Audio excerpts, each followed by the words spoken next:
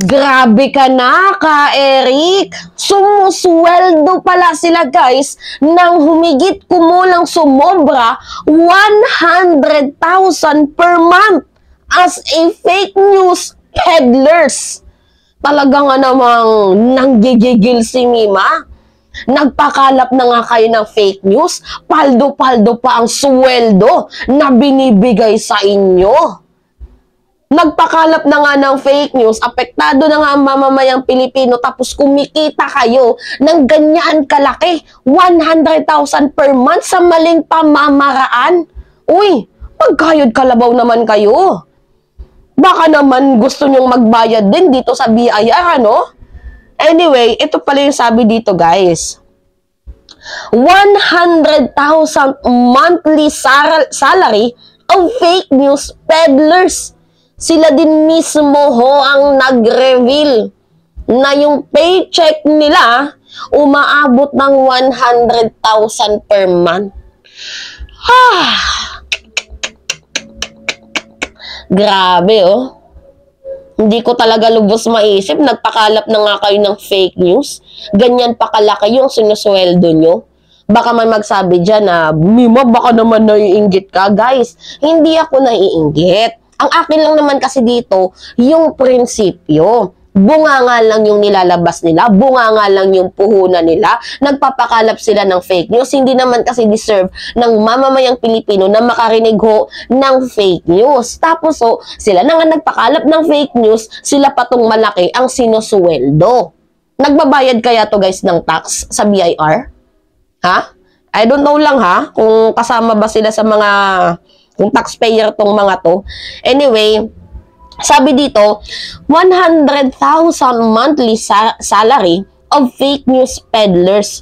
Paychecks of Sunshine Media Network International's laban kasama ang bayan anchors Lorraine Marie Badoy and Jeffrey K. Eric Celis were revealed during the House Committee on Legislative Franchise hearing. Badoy, who is also a former anti-communist task force spokesperson, and Celis received 100,000 monthly as a broadcast personalities on SMNI. So, tag-isa pala sila. Pagwa 100,000 pala sila. Kita nyo, nagpakalap na nga kayo ng fake news. Ganyan pa kalaki ang nare-receive nyong paychecks monthly. Kaya pala medyo hindi nakayod kalabaw dito si Ka Eric. Bunga nga lang yung puhunan. Diba? Ano yung recent fake news niya? Yung last week, bago yung 1.8 billion issue. Ang sabi niya, si House Speaker Martin Romualdez daw ho, binasbasan ho itong nilalakad na impeachment plot laban dito kay Vice President Sara Duterte. Yan ho yung una niyang sinabi na huli kong narinig na fake news niya. Pero maliban pa dyan guys, madami pa yung fake news na nilabas. Red tagger din yan. May isang mayor ho na sinabi niya na isa daw komunista. Kahit nga din si Prof. Clarita Carlos, ano yung sabi niya, komunista daw ito eh. Kasi doon daw sa Diliman nagtuturo. So full of mga ano yan dyan, mga attacks. So, yun ho yung mga pinapakalap ni Ka Eric. At hindi lang po pagiging red tagger, guys, bilang fake news na rin ho. Kasi ito, sila na mismo nag-reveal. At napatunayan natin, guys, buti na lamang ho, kinall out ni Jay Suarez, ni Congressman Jay Suarez, itong SMNI, itong mga broadcaster ng SMNI. At isa pa, guys, sa nakakagigil dito, hindi pala sila guys accredited na magsalita sa mga ganyan-ganyan kasi hindi sila rehistrado. Ito yung balita, parinig natin sa inyo guys, nasa kaduluduluhan na ito eh. They're apparently not accredited. Oh? It added that Ni Ka Eric, may naglalabas ng disinformation laban sa mababang kapulungan. the kapisana ng mga broadcaster ng Pilipinas says SMNI may have violated industry standards as Celis and Badoy are apparently not accredited. Oh. It adds all anchors and hosts that appear on air of member networks must be accredited. O, diba?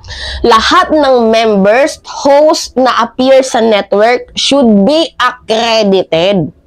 Hindi pala kayo accredited, tapos ang lakas nyong magkukukoda ng kung ano-anong fake news. Well, sino ba namang hindi matutuwa? 100,000 per month. Sino hindi matutuwa niyan? Kapit sa patalim. Bunga nga lang yung puhunan. O, tingnan nyo, nadali kayo. Yan yung sinasabi ko, what goes around, comes around. Tama ba yun yung English ni Mima? Kung ano yung ginagawa nyo, yan din ang mababalik sa inyo. Kaloka. Yung recent issue nila ngayon, guys, yung sa pinagbibintangan nila na si House Speaker Martin Romualdez daw ay naggasta ng humigit kumulang 1.8 billion for travel expenses. Eh ngayon, napagtanto na hindi naman pala 1.8 billion, kundi humigit kumulang 40 million lang. Kung dito sa House, kay Martin Romualdez, ang buong travel expenses niya ay 4.3 million. Ang buong travel expenses niya, guys. Million, guys, hindi billion. 4.3 million ang kanyang travel expenses from January hanggang October. At ang buong staff at ang buong congressman, ang travel expenses nila ay 35 million lamang ho. So, sumakatotal, humigit kumulang 40 million ho ang buong gastos ng Congress for travel expenses. So, saan nyo nakuha yung datos na 1.8 billion? Ngayon, sinabi nila coming from the source. So, nung tinanong sila, sino yung source nyo? Ayaw nilang magsalita. Tapos sasabihin nyo, I believe for the journalism, blah, blah, blah. Ito, may sinabi siya, I believe the practice of journalism. Paano naging practice of journalism yun? Eh, hindi nyo nga bine-verify yung information na sinasalita nyo on air. Diba? I believe in the practice of journalism. Pero coming from my source, hindi nyo bine-verify if it is true or not. Guys, uulitin ko sa inyo, ang press freedom natin ay hindi ho freedom para magsabi ng kasinungalingan sa sambayan ng Pilipino. Who deserves to hear fake news? Uulitin ko sa inyo. Well, wala eh. Kapit sa patalim, laki ng kinikita. 100,000 per month. Eh ako nga, kahit nga kumita lang ako ng 10,000 dito sa pagbablog ko, okay na ako. Diba? Full of research pa yan. Hindi malaki yung kinikita, guys, ng mga YouTuber. Hindi yun malaki, guys. Sinasabi ko sa inyo. Pero ito kasi, this is my passion. Ito yung gusto ko. Diba? Kasi may kanya-kanya tayong pananaw. Hindi ko naman kayang umagri lang sa sitwasyon sa bansang Pilipinas. Eto ako. Kung kaya kong gawin, kung kaya kong mag-voice out, mag-voice out ako. Hindi dahil sa bayad ako, hindi dahil sa katulad ng mga ibang vloggers dyan ng mga DDS, si Tio Moreno, yan, yung mga vloggers na yan na pumunta sa China, bayad yung kanilang pagkatao. Hindi ako ganun. Nagko-content ako, nagbablog ako dahil meron akong sariling prinsipyo. Diba? Kahit kagaya kay Mike Abe, hindi ho siya umalis sa SMNI. Hindi siya tinanggal doon. Kundi kusa siyang umalis because of principles. I mean, hindi pala siya tinanggal. Kusa siyang umalis dahil na bababawan siya, nasasapawan ang kanyang prinsipyo. Ganyan ho yung tama. May sariling prinsipyo. Hindi yung prinsipyo nyo para sa politiko. Well, 100,000 per month. Malaki-laki yan. Ilang years na sila dyan. Ba? Baka may bonus pa yan. Diba? Kaloka. Anyway, tama yan. Revoke the license. Revoke the franchise of SMNI and then close. I-close yan SMNI na yan. Pero syempre, it takes time kasi dadaan pa yan sa sandamakmak na hearing. Pero, yan kasi, ginising nyo. Ginising nyo talaga ang Congress. Biruin nyo ito yung sabi ni Jay Suarez. Panood ko sa inyo.